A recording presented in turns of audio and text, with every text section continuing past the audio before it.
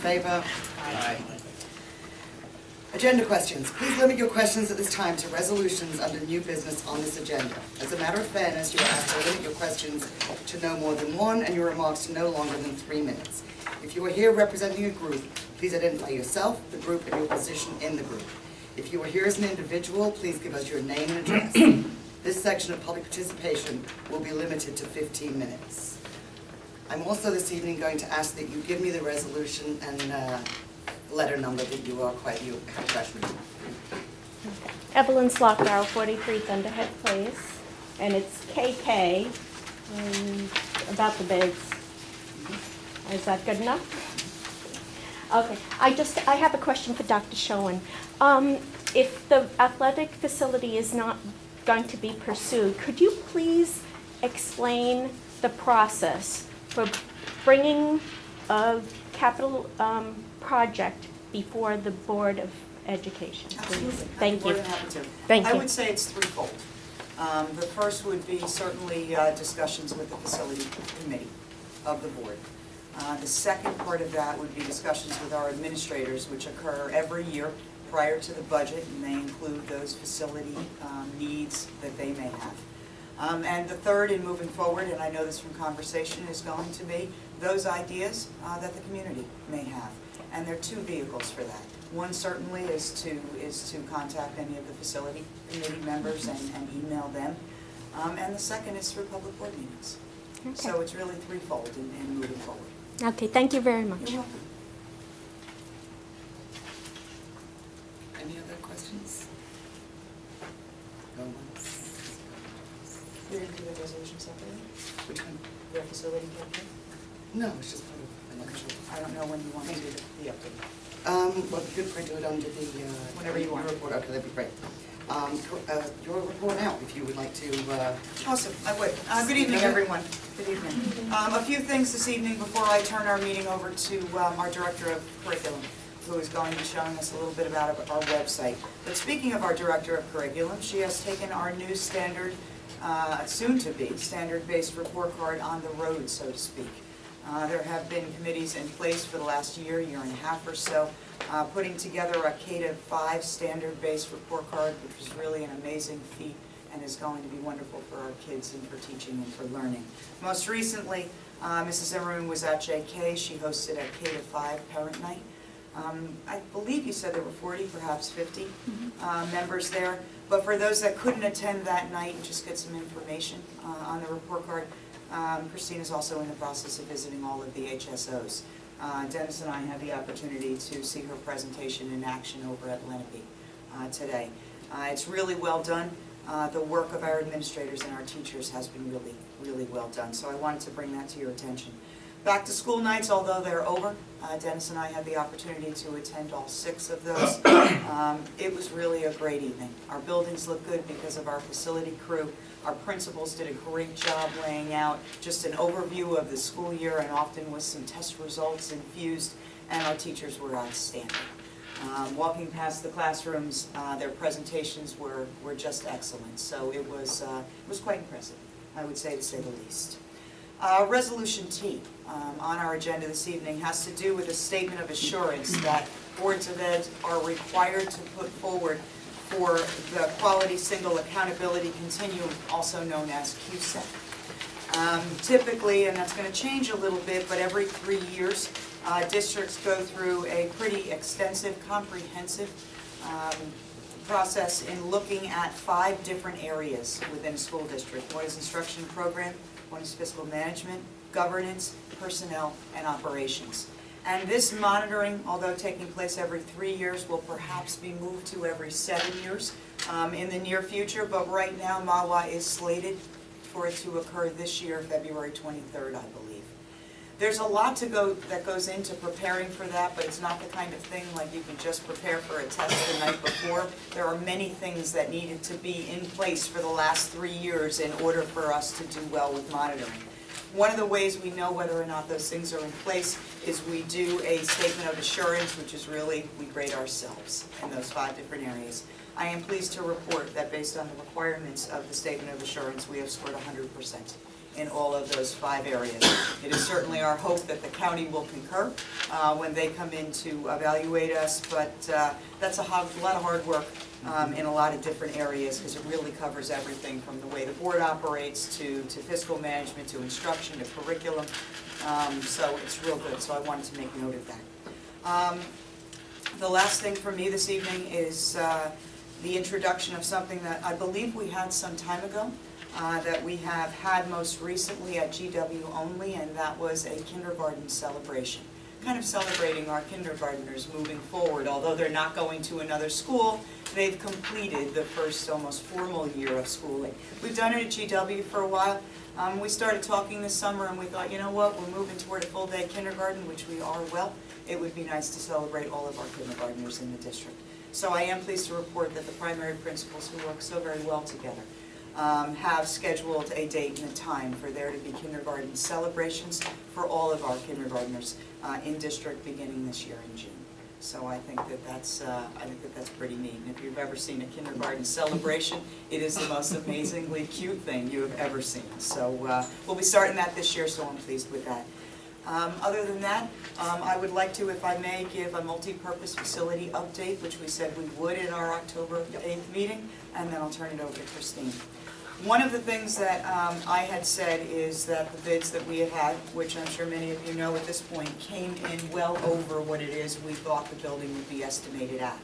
And we asked for the opportunity for the Facilities Committee to be able to meet with our architect to talk about that a little bit and find out why there was such a variance.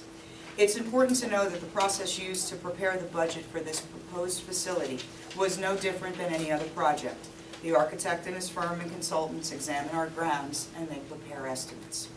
On Friday, October 3rd, the Facility Committee of our board met with our architect to discuss the variance on the bids received and the estimated project. That discussion yielded that there were 4 substantial areas that were underestimated. One was the pre-engineered building. It was estimated about $1 million less than what it should have been. The conventional construction of the facility, that included things like the meeting room, the concession area, the concession stand, the elevator. That was underestimated about $780,000. The site work and excavation to get our property ready for the building was underestimated about $345,000. And the track and some of the athletic pieces were underestimated about $100,000.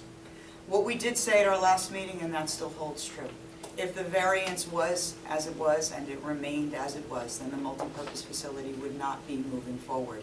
So Resolution KK on the agenda is rejecting those bids, and at this point in time, the conversation with the multipurpose facility is done. So I wanted to do that as we said we would follow up at this meeting with what those underestimates were. Or just a quick Please. clarification, that those costs were underestimated by the architect. That is correct. Because the architect and his firm and his consultants, they take a look at our grounds. They do the same thing with other projects. Our architect has been with us, I want to say 14 or 15 years. And they've gone through the same process, and for whatever reason, this did not work out. It was underestimated by the architect.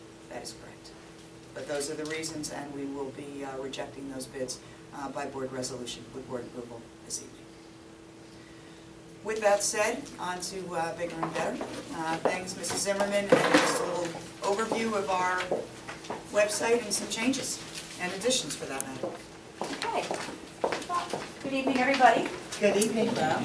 Last year, I went to all the schools, with the exception of the high school, because they handled it very nicely themselves. And I came to the board and I talked about the Common Core and Park and everything new that's going on with that. And parents continue to have questions. There's a lot in the news about both of those topics. And we wanted to make sure that parents had a site here on our website where they could turn to for information that would be valuable. So I've spent some time sifting through what's out there, and with the help of our technology department, Mr. Rosa and his great crew, we put it right here on the main page of the website. So this is just a little show and tell tonight. I don't have a PowerPoint or anything, I'm just going to show you where to find the information. So we named it Common Core and Park right here on the front page. Click on that link. and it actually takes you to the curriculum and instruction website. My vision for this is that we're going to just keep on growing that. And actually, that's what my welcome page says. Keep checking back and look for more things there. But I have 4 tabs on the left in addition to the welcome tab. The first one is Common Core. And that takes you to all of these links, and again, I'll be continuing to add to this if I find things that I think are worthwhile and that will help parents understand more about the Common Core. But what's on here is the official Common Core website. This is the ELA, the English Language Arts document, the actual Common Core document where you can read all the standards from K through 12. Same for mathematics. This is a great little 3-minute video from the Council of Great City Schools. Really gives a nice overview. Actually, we shared it with our teachers the first day of school about 3 years ago, when we as a professional staff really started our conversations about the Common Core. Really understandable. New Jersey Department of Education information about the Common Core, parent roadmaps for all the grades. Let me just open that one because it's kind of cool. So this is first grade, English Language Arts. Just gives what should you be looking for, what is your child learning here. Just great information. Very concise and parent friendly. That's sort of document like that for every grade? Yes, every grade. And I'm not taking credit, I didn't create any of these documents. My board presentation is here, but all of this stuff is stuff that's out there. If you recall, the Common Core is, most of our states are part of that whole initiative. So that's the beauty of doing something so big that's just about nationwide, is that there are lots of states working on things, lots of organizations, the National PTA, the principals organizations, the education organizations, everybody's working on this together. So the quality is terrific, the quality of the information out there. And actually they encourage states to look at other states, because again, everybody's on the same page. There's some misconceptions out there about the Common Core, so I've also included some core truths and myths versus facts documents on here. Common Core state standards, a real story, etc. And my presentation is down here. On the park page, here's some information from the park organization, fact sheets, frequently asked questions, parent information, glossary of park terms.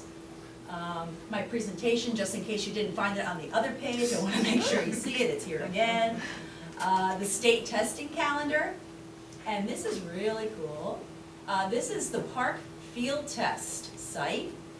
They're actually going to be adding to this when, Dennis, like very soon, right? The next test. Yes. But here you can take, all parents can, anybody who wants to, anybody who's interested, can take a practice test, an actual practice test in the testing environment. All of our teachers are doing that. And that's very exciting because I tell you, you don't understand the park, even if you've read about it, until you've actually been on there to take it. So you can take one in English Language Arts Literacy, mathematics, and check out what that is like in the actual testing environment. On this tab I have some parent resources. So the Common Core and Park was really my focus, but the parent resources, again, here's my presentation just in case you missed it on the other 2 pages. Assessment calendar again. Yeah, I'm proud of it. Page by itself. What is college and career ready? That's a big thing that's out there now. What does that mean, college and career ready? By the way, in case you missed it in anything, college and career ready means when you graduate from high school, you're college or career ready. Okay, and we really mean it. You're ready to go on to college or a career where you're totally prepared for whatever tasks you have to do there. Communicate, calculate, and all that good stuff. National PTA Success Guide to Student Success grade by grade. Everyday math parent resources, back to school math information for parents, responsive classroom. All of our elementary schools are responsive classroom schools. What does that mean? Well, here's a nice little blurb about what that means. Here's a link to our standards-based report card information page, and information about Words Their Way. I'll be asking all the principals and supervisors as well to get me information that they'd like to share here, that they think is good information for parents. And lastly, I have information for our teachers as well. Park task prototypes, online training modules. So if you're a teacher at another district, come on over to Mahwah's Teacher Resources page. Your PowerPoint on? My PowerPoint is not on this page. That's disappointing. Well, sorry to disappoint you. Again, it's the beginning. We talked about this last year, and I said it was coming. And I'm excited because I'm a real research geek, and I love looking up things and finding resources and sharing them. And so sharing them with the community and sharing them with our staff and our parents. I'll keep looking for that, and I promise you, no dead links. I keep checking that as well. So that's our curriculum and instruction, a little corner of the universe. Thank you for letting me do that. Christine, great job. Thanks. Really, really great job. Christine, will that display on smartphones as well? I haven't tried that, John, but I did. But I would think if you can get the Mahwah website on a can you get the website on a smartphone or no Yes, links? yes, you can. Then, Yep. do you have any questions about anything? No, I actually was playing around with it, so, Did you take the test? no, I You can take a test. no, I must have been, I Yeah. didn't. can. Oh, you can? Well, they were saying any device, Absolutely. right? How'd you do, Dennis?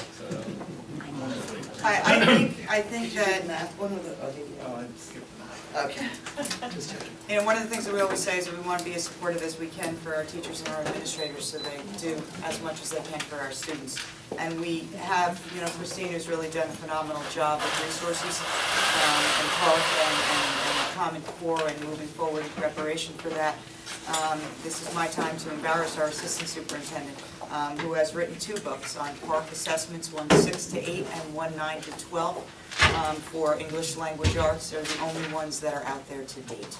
So when it comes to Park and that kind of preparation and what's needed, we have a resource sitting here as well. So I bring that up, you didn't even learn that. No, a Well little done. bit, I feel myself, well done. Well done, that's it. Thank you. Thank you. Yes, I've been to 2 of her presentations, and the audience is attentive. She addressed all their questions, and you'll notice from school to school, there's a different emphasis from the parents. The one this morning, the emphasis was touched upon special ed and considerations there. The one at Joyce Kilmer, that was sort of, it was interesting. We talked about the grading schedule, the 1, 2, 3, 4, or ABC. People are so used to the ABC, A+, A-. One person asked, will there be a chance for my child to get a 3+? And they said, no, there's no such thing as a 3+. 1, 2, 3, 4. And the beauty, my own personal opinion, the beauty of this report card is that while your child may get a 3, which is difficult to get but a worthwhile achievement, you might see down the list of criteria a 2 in there. So yes, he got a 3, but there's a weakness here. Well, the other report card really wouldn't show it that well. No. So now a parent can come at it and say, well, I'm going to work with the teacher and put emphasis here to bring my kid up to a solid 3 and possibly a 4. I've used my whatever pull I have with the county, on a county level with the New Jersey School Board, and asked them to include standardized, I don't know if they're going to approach you, Mike, but standardized report card to be presented at our county meeting, board members. But I'm very impressed with it. I thought it was only unto ourselves until they went to your meetings. There's about 6 or 7 schools within the county that are using it. So it's being well received. Thank you very much, Christine. It was very well done. Thank you. Thank you. Dennis? Hi, everyone. As an administrative team, the first piece I'd like to report is we've been working collectively with supervisors, assistant principals, and principals to prepare ourselves for the park and everything that goes along with Common Core. We've been meeting regularly. Christine and I have been going to the elementary schools to provide park information to the K3 teachers and the 4-5 teachers. So that's been going well. We've also been looking at ways in which we can collect and continue to analyze data. I know that I mentioned Performance Matters at last meeting, and now Performance Matters is fully up, and teachers are using that data to build their SGOs. So we're looking at multiple measures, which is a great thing. The second piece, I'd like to highlight item B under personnel. We have a retirement of Mary Ellen Reed. I'd like to just, I spoke to Lisa Rizzo, her supervisor, who provided a great deal of wonderful information about Mary Ellen. She spent over 22 years of service here for Mahwah Public Schools, and in that 22 years, she currently serves as a school psychologist at Lenape Meadows School and is a valued member of the child study team. She's often seen as the go-to person with regards to any and all crisis intervention. She has case managed our preschool for over 10 years, and in doing so, she's acted as the first face for parents of children with potentially disabling conditions, which is a huge deal. And in speaking with Lisa Rizzo, Lisa Rizzo isn't necessarily the most emotional person, but Mary Ellen has, she's been seen as a very strong person in the department. She's seen as responsive and empathetic, and in particular, Lisa has stated that she feels like she is losing a great colleague and friend, which is something huge. And I know that we didn't want to lose her as of December 31st. Even I'm getting misty-eyed, and I'm new. But it's going to be sad to lose you. So thank you for being here, and thank you for your service.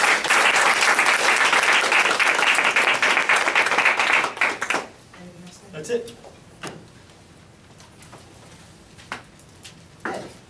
Sorry. Yes, no? No. Okay. The only thing I have to say in the president's report, excuse me, so I stop coughing, is part of our code of ethics is that we make sure that we don't run the district, we make sure it's well run.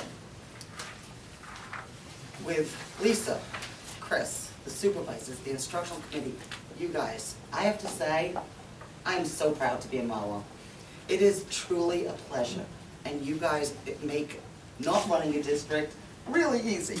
So that's my president's report on that one. Negotiations? Yes, the report is short and sweet. We are making progress, and I'm optimistic. Thank We had a you. Good session on Wednesday. Very good session. Anybody else have a meeting? I will say, we did have an instructional meeting. Everything that we discussed is on this agenda. Again, our supervisors are thinking already of curriculum writing next summer. I think it's fantastic that we are able to plan what we will be doing out that far out. So kudos to everybody. Like I said, you make not running this district really easy. So, nobody else? Anything on policy, Doug? Nope. Just one first reading on here? First reading, And mandated by the state. Okay. It's open for discussion when it comes up, but. Board member remarks? I placed in your folders 2 pieces of information I had picked up at a recent meeting. One is entitled the Superintendent's Merit Goals, and the other one is entitled a Negotiation Workshop. Those are on negotiating team received this copy, the others did not. Oh, okay. So, that's all. Okay, thank you. Anybody else? No. Old business, 14A. Moved by John Dolan, seconded by Rick. Questions or comments? Roll call, please. Mr. D'Angelo? Abstain? Mrs. Davis? Yes. Mr. De Silva? Yes. Mr. Dolan? Yes. Mr. Robinetti? Abstain? Mr. Salderini? Mr. Wondrikowitz? Yes. And Mrs. Shada? Yes. I don't think I have to abstain. Okay. Excuse me. I'd like to move 15A through 00. Moved by Peter, second by John Dolan. I don't believe there were any changes since you saw this agenda on Friday. Only one, and that's the addition of the. I think that's under 16. Roll call, please. 15A through Yes. through Yes. 00. Mr. D'Angelo? Yes. Mrs. Davis? Yes. Mr. De Silva? Yes. Mr. Dolan? Yes. Mr. Ebenetti? Yes. Yes. Mr. Salverini, yes. Mr. Wondrikowitz? Yes. And Mrs. Shada? Yes, and I'd like to move 16A through X. Please note that there is a change to item C in addition. Moved by Chris, second by Peter. Questions or comments? Roll call, please. 16A through X. Mr. D'Angelo? Yes. Mrs. Davis? Yes. Mr. De Silva? Yes. Mr. Dolan? Yes. Mr. Ebenetti? Yes. Mr. Salverini? And Mr. Wondrikowitz? Yes. And Mrs. Shada? Yes. And we move to item 17, public questions or comment. This section of public participation will be limited to 15 minutes.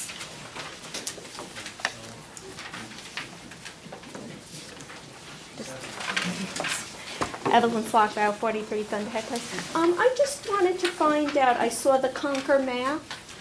Can you just explain how that, I guess, what that program is? Conquer Math Grade 4, Conquer Math. So if someone could just explain that program? Thank you. Yes. No, I'm, would you first? Thank you. Yes, absolutely. Thank you.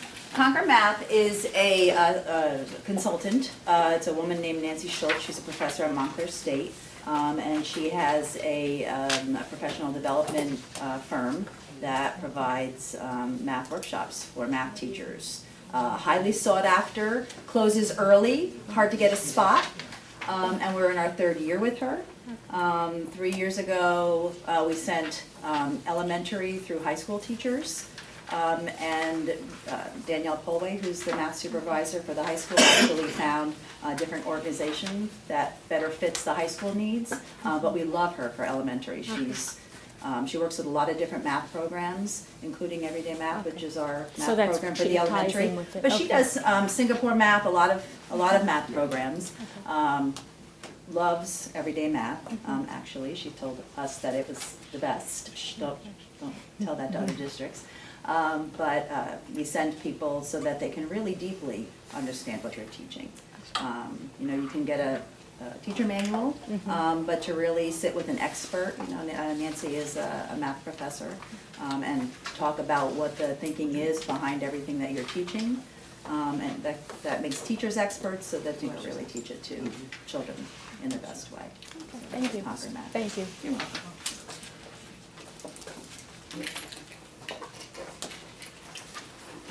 Any other questions? Motion to adjourn. Wait, Oh, sorry. John Denise, 18 Wagon Trail. What is the approximate fees to date for the architect firm for the sports facility? About 180,000. 180,000. 80,000. Thank you. Leslie Conoco, 117 Rutherford Road. Being as that the architectural firm was so grossly out of the ballpark for the numbers that they quoted versus what the job would actually cost, what are we going to do to recover some of those architectural fees and hopefully put them back into the budget, because we spent money in good faith and obviously someone erred? It's an excellent question. The short answer is we have started conversations about how we can begin recovering some portion of those fees in some capacity. So there is a conversation going on, and then those fees will go back into an operating budget as opposed to... So I can't comment on how the actual accounting for that would work, because we haven't established what the mechanism would be for any form of recovery. So we'll have to cross that bridge when we come to it, but we have started the conversation. Okay, I would imagine that it would be, because it didn't come out of the cap reserve, because those were considered soft costs that you were taking out of the current operating budget. That's correct. Okay. Yeah, I mean, you're correct that it came out of the operating budget. I don't know whether or not it will go back in, but I would imagine it would in some capacity. Okay, and one other question, if I might. Sure. Different question. From the cap reserve, monies that are in there for the most part are dedicated to capital projects, I know that. However, is there a portion of that that can be taken and put back into the operating budget? Is there a small part that the state allows to go back in, since we are so overfunded now that this project is not going forward? So I'll defer to Ed on the rules associated with that. If that exists, I've never read about it, or heard of anyone doing it. That would seem, you know, again, in violation of everything I've ever read about what funds can be used for. Once, you know, again, when the state started allowing us back in 2000 to make deposits, it's kind of like the IRS with 403Bs or 401Ks. Mhm. You know, we're giving you a break here because we're giving you the ability to plan ahead, but we're not going to make it where you can plan ahead and then say, oh, never mind, I really need the money right now to pay for teachers. So I have never read where it can be used for part of your operating budget. And since I was late, you probably touched on this. How are you going to handle the forum towards deciding how this money is going to be spent going forward? Obviously, there was an uproar. It was the understanding of the public that there weren't other major capital projects that were up in competition with this project. So now that we have this large nest egg, how is the board going to open it up, obviously to administration, I would assume? You missed the answer to that question. I'm going to ask Dr. Schoen if she would give it No, again. I'm I more than happy to appreciate it, answer. didn't Don't hear mind it, us. I'm We've moving already- slowly right now. Is it your ankle or your foot? It's the foot. Poor thing. I'd be more than happy to answer Ms. Cunningham. Slack Barrett asked that earlier, and the Okay. answer was threefold. The first is that the facility committee does meet, and certainly speaks to Mr. Deptula to see what those projects are that we want to consider. One of the ways that we get those projects is not only through our supervisor of building and grounds, but we also meet with our principals. We do that at budget time each year. And they put together a list of those facility needs that they have as well. Air conditioning in different areas this summer were a direct result of, excuse me, it's our turn, and that, you know, came from principals. The third piece of that is the community, and input certainly from the community, whether that's done in a public forum like our board meetings this evening, whether it's done through emails to our facility committee. I too am responsive and forwarding any information that I may get to the full board so that they're aware as well. So that is how we're moving forward, and I don't think that that's any different than how it is that we've used money or dedicated money in capital reserve in the past. It's just become more of a forefront at this point because of the facility and because of the amount that's in there now and needs that perhaps the community feels that should be at our forefront as well. And certainly there are vehicles for us to be able to listen to that and make a decision in moving forward. Does that answer your question? For now, thank Good. you. I'm good. And just a clarification, because Chuck said, so we're not in mediation with the teachers' contracts. The board is talking with the teachers now? What Mr. Saldarini said is totally accurate. We're making progress. We are optimistic. We did meet last Wednesday, a negotiations team of the board and of the teachers. So Okay. we're making progress. Okay, thank you. Understand that too, the comments in regard to negotiations are limited. No, I both sides understand at that. I this just point, wanted so to understand I'm- because they talked about mediator versus not a mediator. I just wanted to. Yeah, I'm being cryptic on purpose. No, I know, As I know. Mr. Saldarini, Mhm. who tends not to be cryptic. I'm not going to say anything. Okay. Oh, say it. No. No. I just want to clarify that exactly what I said before. I had a great session on Wednesday, Okay. optimistic. Whatever paperwork was started on the quote-unquote, mediation process has been, like, it's filed, like that's moved. So I don't want you to think that I'm telling you we're not in mediation. I'm just Okay. telling That's a you very I'm good point. optimistic Okay. that we It wouldn't be will not required. have to Where it is. do that. Okay. That's my okay. hope. Okay, I just wanted to understand. Yeah, Okay, thank you. Yeah. That was good. Oh, thank you. Pay attention. Good job, Chuck. Thank you, thank you. Good job, Chuck. Motion to adjourn? Moved by Chris, second by Rick, all in favor? Aye. Aye.